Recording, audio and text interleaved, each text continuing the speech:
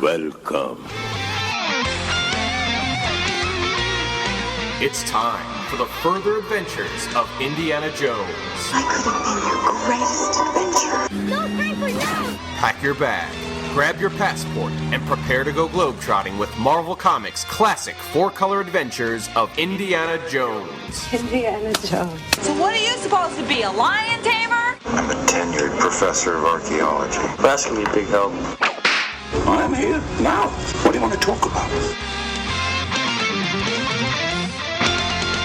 Welcome, IndyCast listeners, once again to the further adventures of Indiana Jones. I'm Joe Stuber, and he is Keith Voss. Keith, how you doing, my friend? I'm doing pretty well. I'm ready to talk Indy today. It's been a while since we've done this. It has been, and apologies ahead of time for my voice. Playing hurt today a little bit. Yeah, just rub some dirt on it, Joe.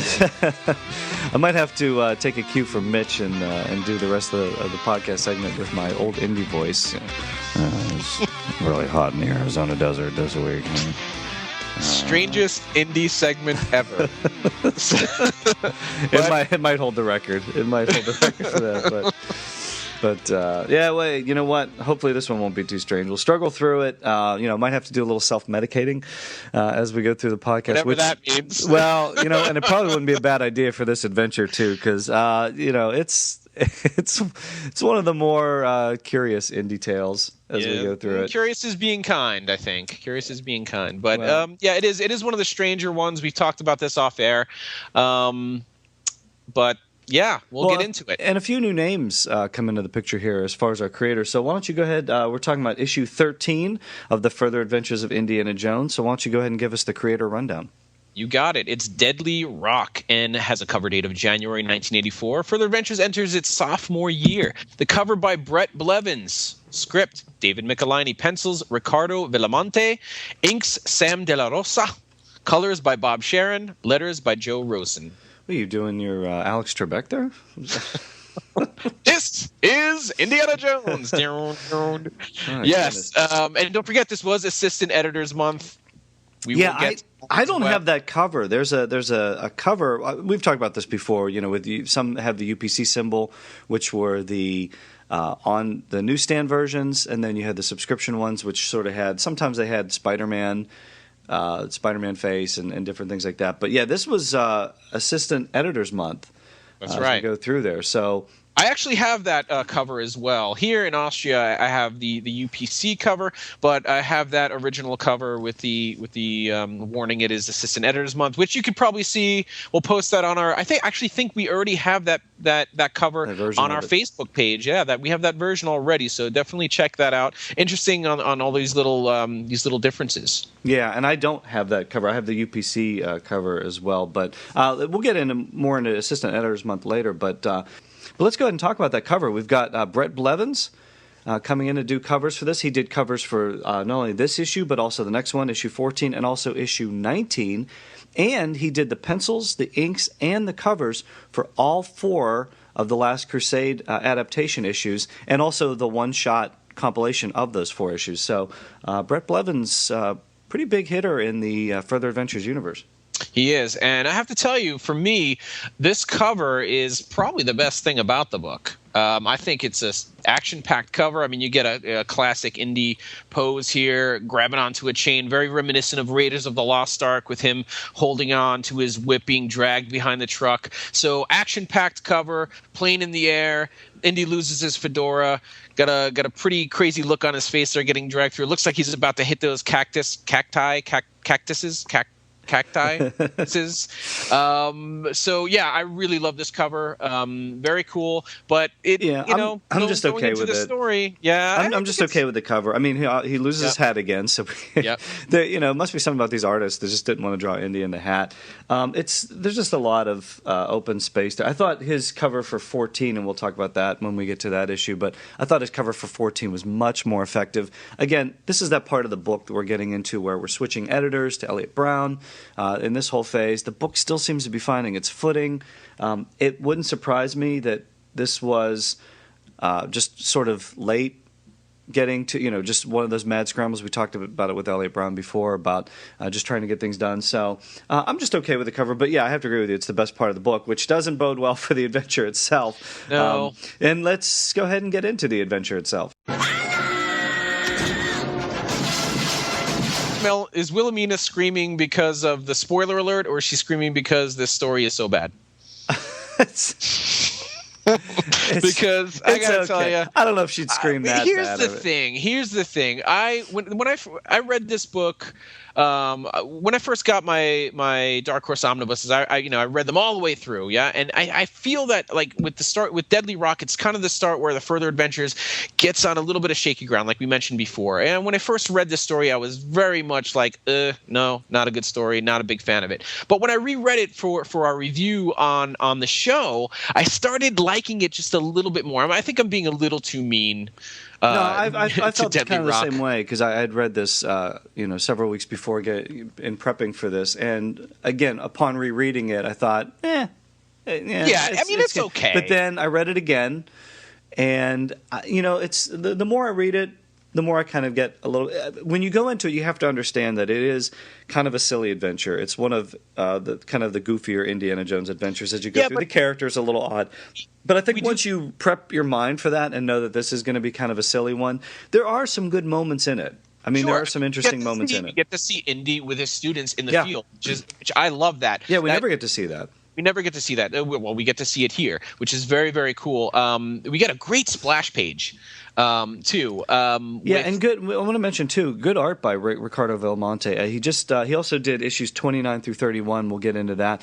We haven't been able to confirm whether or not he's still around. So we put the feelers out. No, nobody has said anything. I don't see anything online. I know on Comic Book Database, it seems like some of the comic book artwork kind of dropped off in the mid '90s. Mm-hmm. So I don't know if he's still with us. He did a lot of stuff through the 70s, right? I mean, Man of Fist, Conan, things like that. Yeah, Beowulf, one of my favorite Spidey super stories. He did a lot of those. So and then also. Yeah, if any of our listeners know anything about Ricardo Belmonte, want to let us know about that. But then we also have David Michelini, which we mentioned before. If you notice on the opening splash pages, you mentioned Tip of the Felt Fedora to Archie Goodwin. So this was one of those ideas that he got from the late Archie Goodwin. It was for that newspaper series, Indiana Jones newspaper strip that never came about. So unfortunately, there we go. Yeah, nice splash page takes us right into Arizona, 1936, and a field trip for archaeology class 223. Yeah, and we uncovering some Hopi artifacts, and we got our first look at Lucy Giles, who is reaching for one of these arrowheads, and hopefully this arrowhead will get her noticed by Professor Jones. But another thing that she's not noticing is that scorpion. Yeah, it mentions there. It says Indy takes everything into account except for the territorial defensiveness of scorpions, which we know that later in his archaeology career, maybe because of this little incident here, he does take into account scorpions. Yes. We know in Crystal Skull he says, the bigger the better. That's right. With when scorpions, it comes to scorpions, that's right. I mean, a little one bites you, don't keep it to yourself. But it doesn't necessarily bite her yet. No, this one's pretty big, so it's probably not a worry there. But we don't have that information from Crystal Skull yet, so yeah, we can go ahead and worry about it. Lucy's kind of reaching in there. She doesn't see that scorpion, and then we cut back to Indy talking to the rest of his class there: Ava, Claire, Joel, and Warren. Warren's a piece of work. Warren is a piece of work. He doesn't listen too well either. No, he doesn't listen too well. And later on, I think Indy even mentions that he reminds him a little bit of himself. Yeah, they're kind of looking over these artifacts, but Warren wants to go check out the cave, which, that makes sense. That's what they're there for. But Indy didn't realize that they, obviously they get there, and then all of a sudden they realize that the cave has been closed down for some reason. We also get to see Indy show off a little bit in front of his friends, a side that his students have really never seen before, well, except Miss Greebley from issue number 1. Yeah, I mean, Indy, I think she still has marks where, yeah. But but Indy takes out his whip and he decides to whip that scorpion off Lucy's.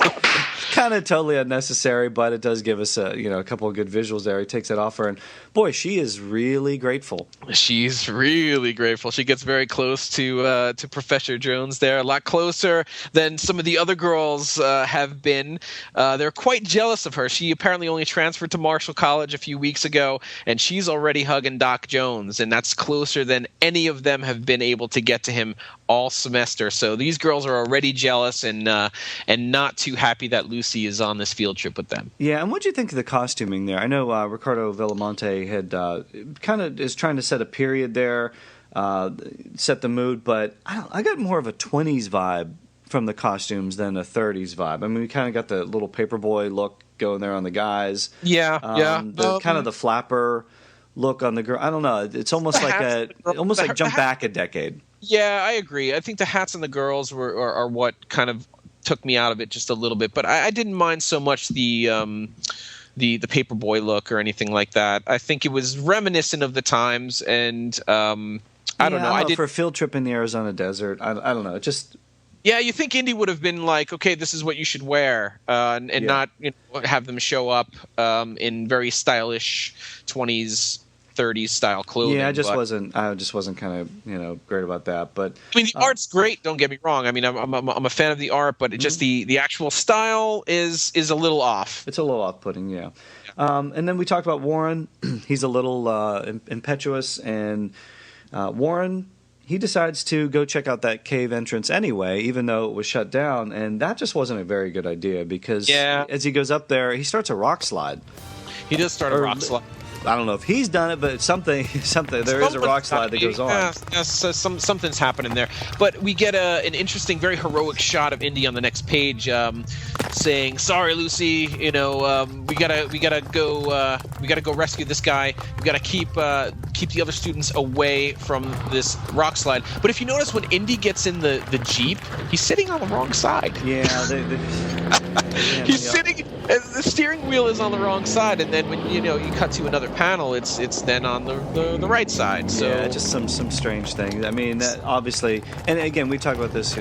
Eliot Brown was just coming on the book. The book was still trying to find its footing. So it just seems like a lot of rush job on this one, where things kind of slip through the cracks, and maybe that's something. Maybe they could have flipped that image, maybe done something with it. I don't know. But it takes me out of it a little bit because it's so obvious that that's not where it should be. Yeah. And did you notice one other thing too? As the action heats up, Indy's beard starts to grow. The first couple shots, he's completely clean shaven, and then each panel it grows more to the point where just within a few moments of time, he's got that Indiana Jones 3-day growth going on. This adventure must be taking place at 5 o'clock then. Went from 4:55 to 5 o'clock for a shadow. Yes, you got his 5 o'clock shadow right at that point. I mean, apparently, Warren is. They should have started off with that. He could have drawn some stuff at the beginning. It was just that he's so clean shaven in those first panels. It's just kind of jarring. I agree. I mean, like we said, this issue is rushed. Strange. It does seem very rushed, but anyway, we get Warren. Well, Indy's rushed because he's got to go get Warren, and he drives the truck up he sends the classmates off or keeps them at bay. He drives the truck up the mountainside to go get Warren. I mean, Warren got some good distance here, but he's on a mountain and he flips the truck. Yeah, and a nice little moment. I mean, I'm critical of the art here a little bit, but a nice little moment there when it jumps out of the truck, right as it's falling down the hillside. And then kind of lands, and then he goes after Warren there, which actually works out kind of good because as he gets Warren, the rock slide's coming down, and then he uses that truck that has overturned. They go back down the hill under it for protection. Yes, the deadly rock slide. And there's what we got. See what I did there, Joe? Do you see what I did there? The deadly rock slide. Yeah, that's probably more clever than anything that's in this issue. It is. The Jeep falls over on top of them and it protects them from the rocks. But nobody could have lived through that, right? Only a guy that can live through a nuclear blast in a fridge. I mean, come on, it's Indiana Jones. That's right. I was saying hooray for Dr. Jones.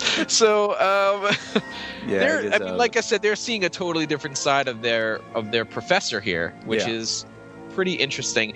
And as is always the case in Indiana Jones world, there's always the villain that's like right around the corner. And so just when you think you're safe in the world of Indiana Jones, we got some guns pointed at him. Yeah, we get introduced here to Oinkster. Oinkster. The only thing good I could say is that Oinkster I don't think he makes it through the entire adventure, so we'll move on quickly through. Yeah, I don't know if that was from Archie Goodwin, if it was from McLiney, I don't know. Yeah, it's not the greatest name. I mean, there's no explanation for it either. It's not like, there's nothing like, okay, his name was like, Oinkerolopus or something like that, and they just call him Oinkster, there's like no. It's so random. It's so random and odd.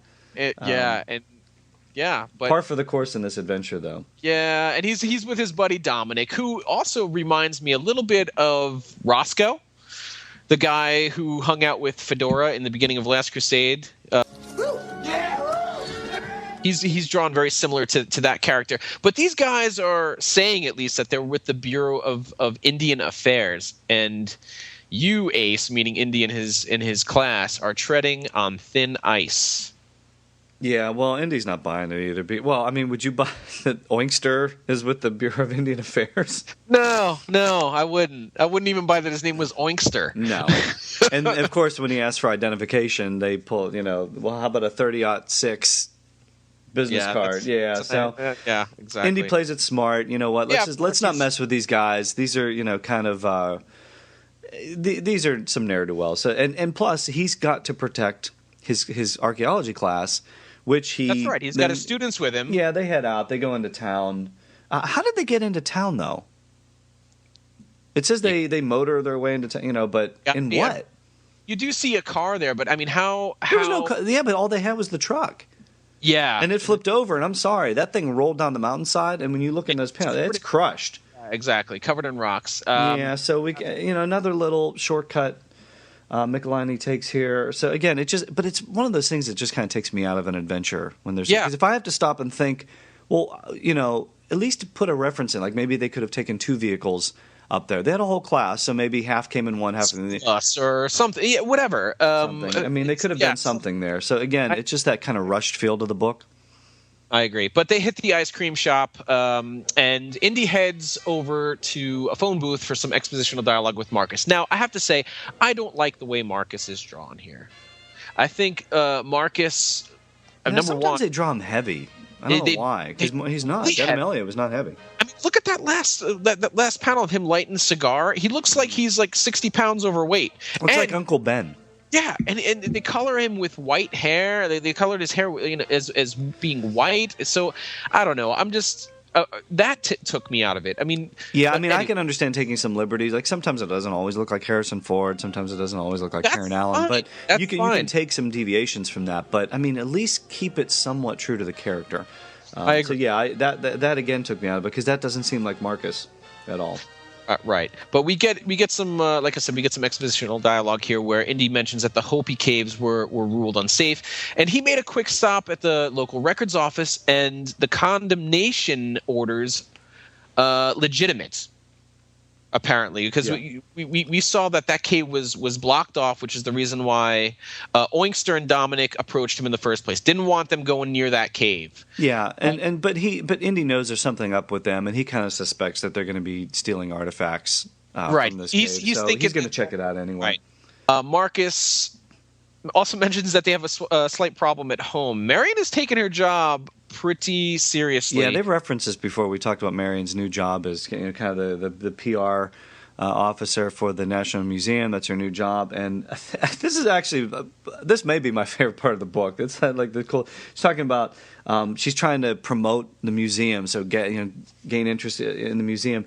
Skywriting raffles, or these are promotions that are questionable at best. Because Marcus is kind of a straight arrow, But then he's like female mud wrestling. Yes. You're a lean, mean, violent machine. I'll do it. Oh, now I got the connection of Oinkster and female mud wrestling. It's the Oinkster. Let me tell you something, brother. The Oinkster's here, brother. Female mud wrestling. That was so great, though. But I mean, can't you see Marion doing that?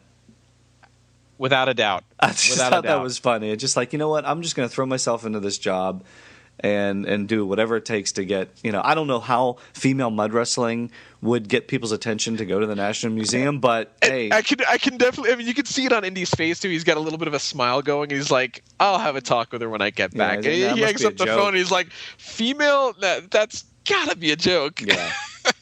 It's pretty a nice classic. And there's a funny little moment there. Yeah, there's a callback to that in the next issue too. So that's kind of a cool moment too. Exactly. But yeah, so Indy's gonna go check this out. He comes back, he hangs up the phone, and so we're back in the ice cream shop. And man, that Lucy Giles is just she's a full court press. I mean, she's a well-rounded character, if you take my meaning. Hey, they weren't kidding when they said amorous co-eds in the last issue. No, they weren't. Jesus, she wants to give him a double dip tummy teaser. Now, I don't know. I don't know what that is, but the ice cream. But let me tell you, she's ready. But she says she wants to come to his tent later for some extra credit. So but you know what? To anybody that's a hardcore Indiana Jones fan, I mean that kind of seems a little silly, but not really, because you think about the deleted scene from Raiders. Yep. When Marcus comes to give Indy the good news that they're off to go get the Ark. He has a student there. I mean, he has, relationships with his students, inappropriate relationships with his students. And there's a deleted scene before he meets with the government agents, where he sees the girl, and then later on in his house, she's there, and she's kind of high. I think it's in the novel too.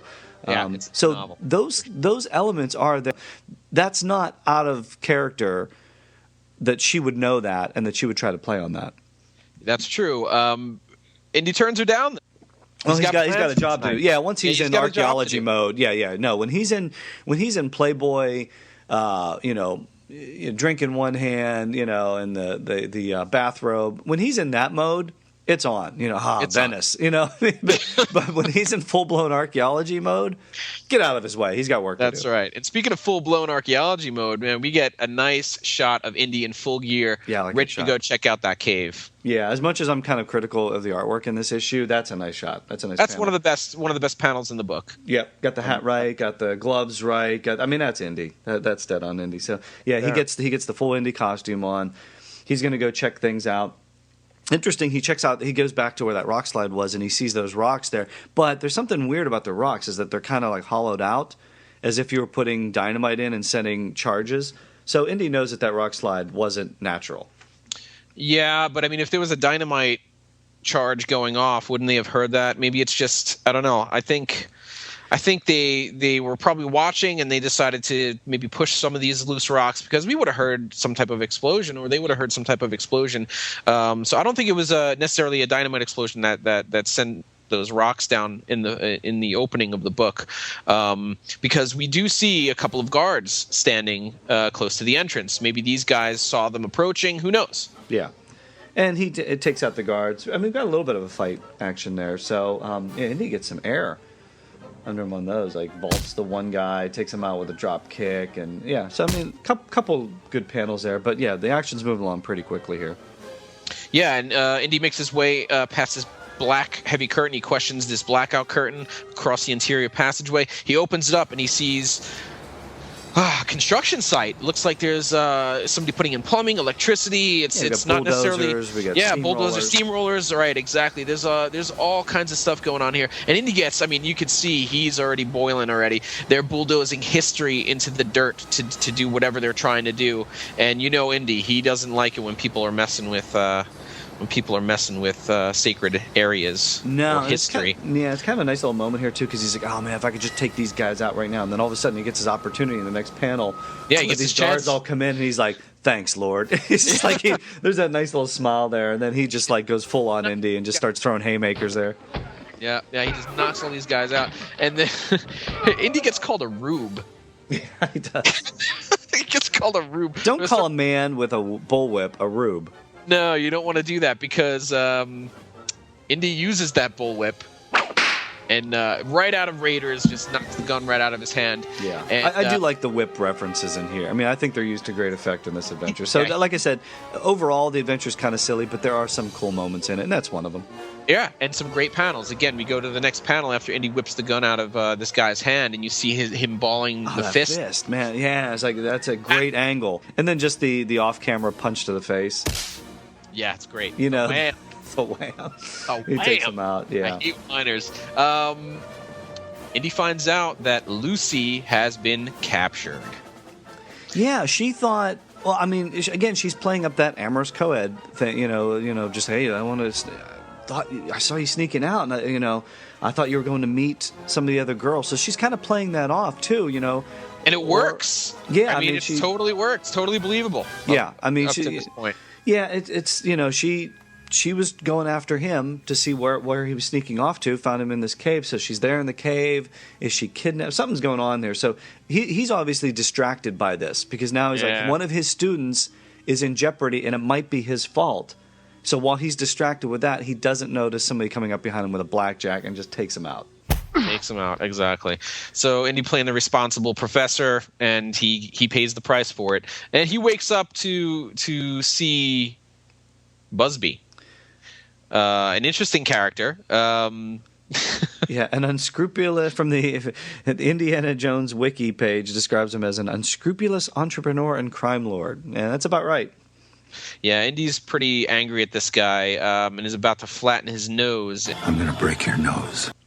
We get a little expositional dialogue from Busby here. I mean, I kind of like Busby's style. It's different. This is definitely Michelini, though, because when you see all these smaller panels, Eliot Brown talked about that in his interview. If you haven't heard it, go back and listen to the two-part interview we had with Eliot Brown, because he talks a lot about Michelini's writing style and a lot of these different things. And he mentioned that he probably should have reined him in a lot of times because there's just panels of dialogue. And he says, if you notice, there's just, the dialogue panels are fighting with the art. And I got a sense of that in this particular aspect here, because if you just look at it from, an overview, you just see word balloons. And the same criticism for Brian Michael Bendis, too. Mm-hmm. Artists have said that about him as well. As much as I love his writing, it does kind of fight with the art. And it is a comic book, so we do want to see the visuals as well. So, again, something else that I'm split on over this adventure. That's true, especially after Busby tells us about Hole in the Wall, the famous sanctuary used by Butch Cassidy, the Sundance Kid, and others. When you turn the page, it's true. You just see word balloons everywhere. And you're right. It is fighting. It is fighting with the arts to be noticed. A little distracting. Yeah, I mean, you might want to break that up a little bit with maybe a splash page here or something. I don't know. I mean, it just it does fight with a little bit. But yeah, we get obviously, if we're going to have that kind of dialogue, we're going to find out what's going on. He is using this cave, as you mentioned, for the new version of the Hole in the Wall gang, where all these different groups and gangs and organizations can kind of come in and use that as a base of operations, be hidden away from everything. And so that's what he's doing. And then we see the diagram there. It's even got a runway. So, I mean, you can, fly planes in and out of it. So, yeah, I mean, he's really kind of going into great detail to do this. But I don't know, the way he's drawn it looks like a carnival barker. Very strange. He mentions that he's running the show. It's almost like a carnival. I run this show. So yeah, he's kind of a career villain, it seems. He makes a few mentions of his mom later on. His mom being locked up. Just an interesting, different type of character. Something we really haven't seen. Way different from Ben Ali Ayub, that's for sure. I mean, I give props to the writing team for trying to incorporate something a little different here, and in for this story, it works. If that makes any sense at all. This might have been better as the newspaper strip. I mean, this might have played a little bit better in that. I don't know that it works as a full-blown Indiana Jones comic book, but I don't know. I'm glad it was only one issue. I'm glad it was only a one-shot, and it didn't go further than this, because I think everything that we need to know was given to us in this story. Like I said, not a big fan of the characters. And I mean, well, and there is some, because you think it'd be very easy for Indy to just tear this apart, just go to the proper authorities and say, hey, look, you've got all these gangs in there. But that's why Lucy's there, because they're going to hold her for ransom. And they're saying, well, we'll explain it that she doesn't come back with your group because she ran off and eloped with a gas station attendant, and we've got her. So if you tell anybody, we're going to kill her. And so now Indy's like, okay, I got to protect her. So then he, the next morning, he sends the archaeology class out. He mentions that he sends them off to Tucson. So there's your answer, Joe. There's your answer from before. We got two. They look like buses, or but they weren't in the original panels. Yeah, good point. So I mean, I assumed that those were back at the hotel or something. That they took the truck up to where this hard to reach area or something, but I don't know. Yeah, they should have been. If that's the case, they didn't show them in the panels. Then exactly, it's very uneven. Uneven. And it mentions he sends them back off to Tucson, but doing a little research, the Hopi were supposed to have lived in northeast Arizona or northwest New Mexico, kind of in that area. If you look at a map, Tucson's pretty far south. Yeah. So maybe Flagstaff or Phoenix probably would have been better if they had put that, in there. So, again, unless you're going to go look it up or something like that. But geographically, he should have just said he's going to send the class back to Flagstaff so that there's – anyway, he sends them off to Tucson so that they're safe. And he goes back because he's not going to leave his student in jeopardy. No. He played it safe because he was outnumbered, but he's going to go back and get her. And now it's time for Indy to do a little bit of hunting, and his first victims have themselves a 4th grade education. Yeah, Joe. why do you put if you're trying to protect your interests, why do you put the dumbest guys guarding these things? I mean, Indy just runs through these guys like they're like a knife through butter. These guys are more. Every time we see these things, I think that played in issue 3 too, where we had these kind of Southerners. It was like the worst stereotype of these people. It's like, come on. Yeah, you got stereotypes. It's a comic book, though. You got to get through it. You've only got a couple panels to take them out. So Indy's way smarter. He breaks out some tarantulas. Now, where do you think he got all these spiders, Joe?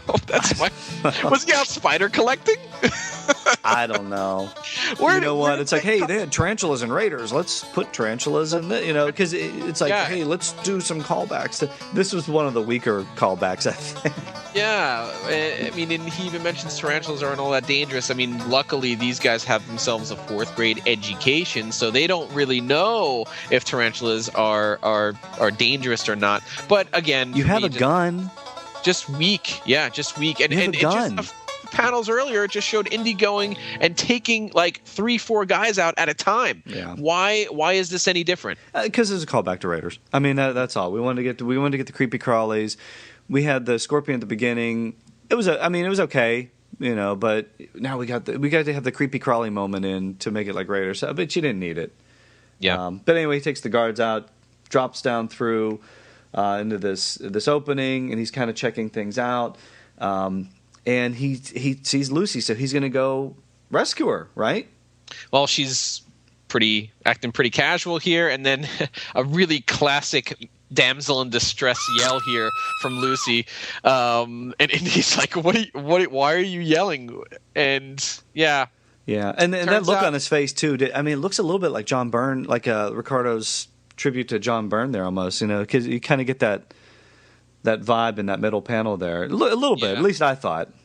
Yeah. You kind of get that stubble that John Byrne liked to draw in there really well. The hat could have been a little higher, but it would have creeped up into the other panel. But that's a little off. And what's up with that guy with the glasses? He's like, hey, bub, like hands up, man. Like he's like a hep cat He's like a hep cat with the sunglasses, but then he kind of looks like the Red Skull. Yeah, it's not mentioned. And then the next panel, he looks like an alien.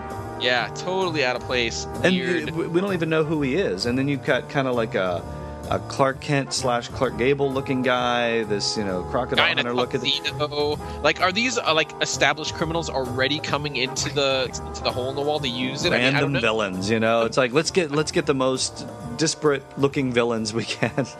Yeah. Speaking of villains, we find out that Lucy is a villain herself. She is the daughter of Busby.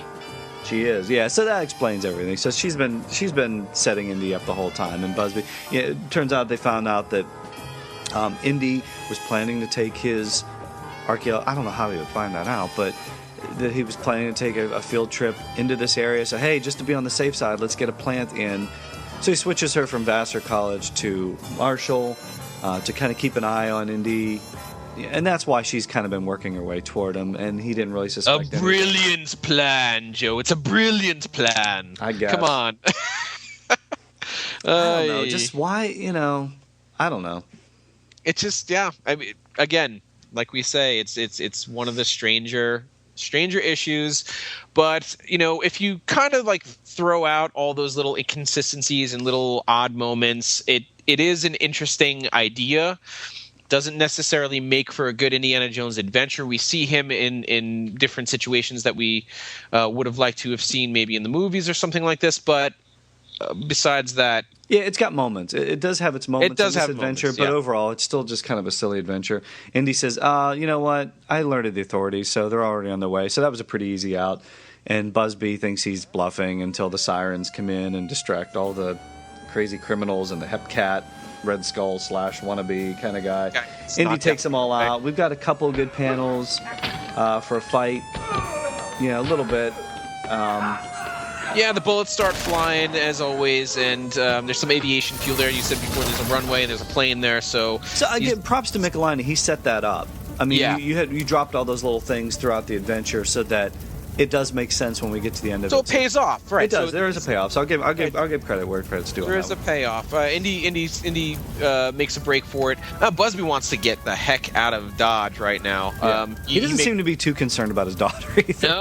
No, he's ready to leave her behind. Indy catches up with slow Lucy. Down, don't leave me. He's like, I'm out of here.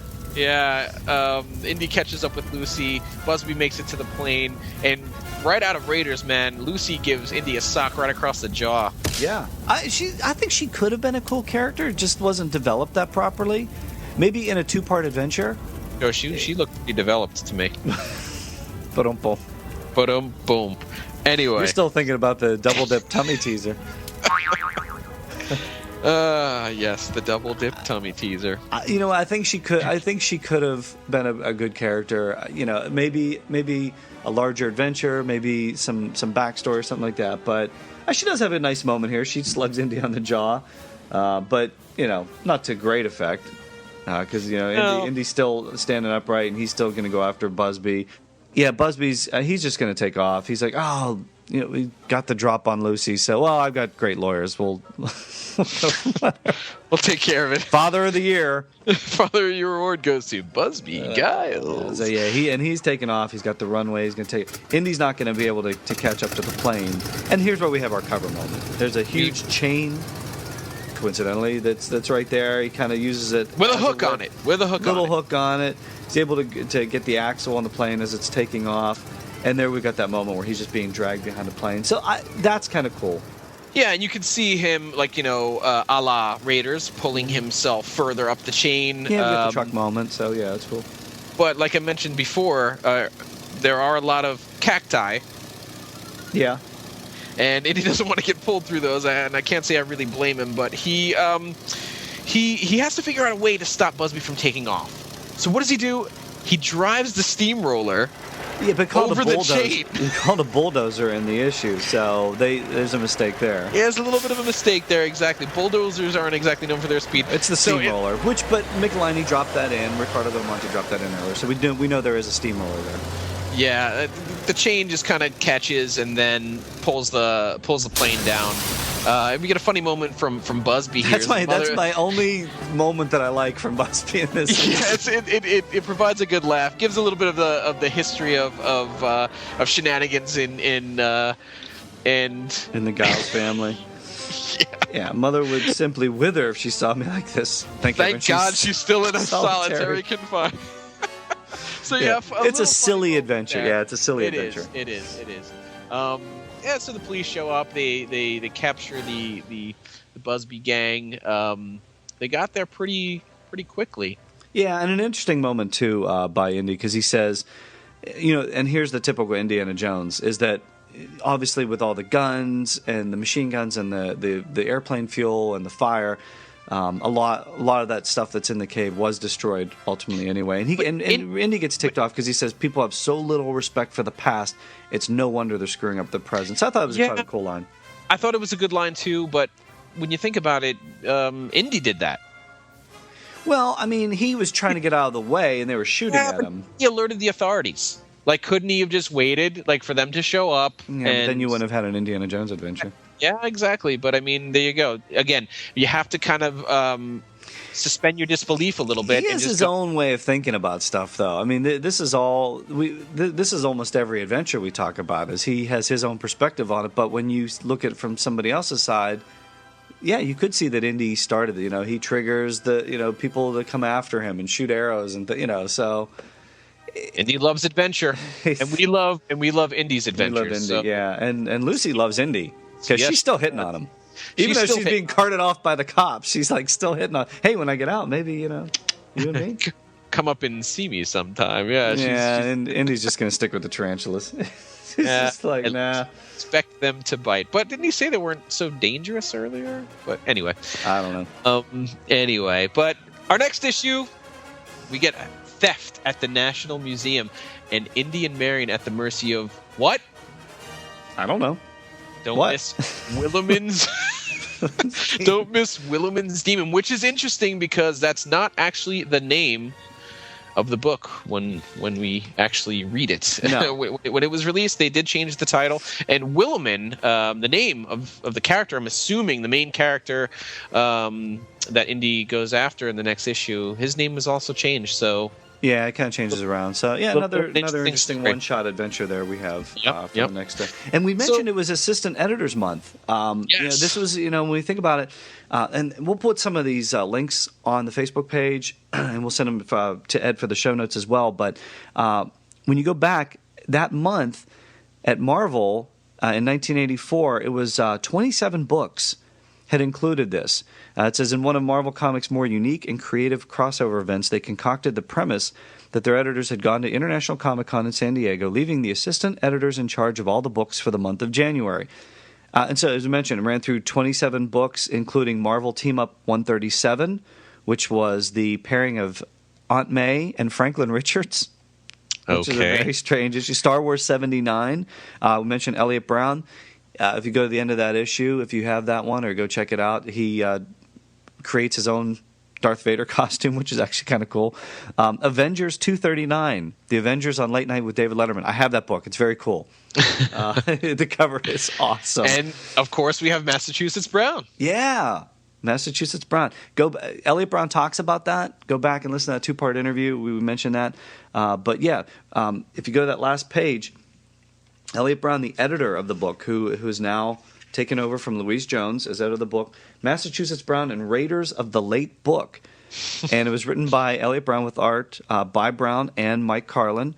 And it says he's trying to deliver the new issue. If you look in his hands there, it's the current issue. It's this one, yeah. It's this one, yeah. And he's trying to get it to Virginia Romita, who was the traffic manager for Marvel and also the wife of John Romita Sr. So he's trying to get out of the book. He's going through, but he comes across some indie-like challenges on the way. Yeah, he's got his T-square with him, which is... That's awesome. It is a pretty funny little page, and it shows you kind of it seems to me it shows you like a little bit of the pressure that they're under to get these books out on time. Which when we talk to them, they were under pressure from doing that. They were under pressure, yeah, exactly. So this is a nice little take on maybe blowing off some steam on what was the late book. A little snarky, yeah. It was a little snarky. Right? A little snarky. But he's going through that hallway. He's getting pies thrown at him. He finally gets there. He trips and he rolls into a somersault. But Virginia says he's late. He didn't make it. A pie. He didn't make it, Mike. And look at that look of joy on Mike's face as he smacks Eliot Brown with that. He breaks his glasses. I mean, come on, who does that? Yeah. That to me is my favorite part of the book, by the way. So. Yeah, me too. Remember when I said I like the cover, one of the best? Yeah, I think this takes the cake or pie, if you will. Takes the pie, takes it right in the face. And hey, you know what? He must have gotten the book because we're holding it in our hands, so it made it. It made it eventually. Thank you, Massachusetts Brown. Okay, that's it for the day then. that is all the time we have for today. Man, interesting adventure overall. I'm just okay with it. It's a silly adventure. Keith, same thing? Same thing. Again, it got a little bit better on a second reading, but yeah, I have to say, not one of Indy's best adventures, but still fun. Still some interesting characters. I'd rather have this adventure than nothing, but the series does pick up a little bit more speed with the next issue. Yes, it does. Yes, it does. And hey, we want to hear from the listeners. Write in, tell us what you thought of this issue, any other issue. Keith, where can they send their emails? thefurtheradventures@gmail.com, and don't forget to visit us on our Facebook page. Further Adventures of Indiana Jones, issue 14, coming up next time on The Further Adventures of Indiana Jones.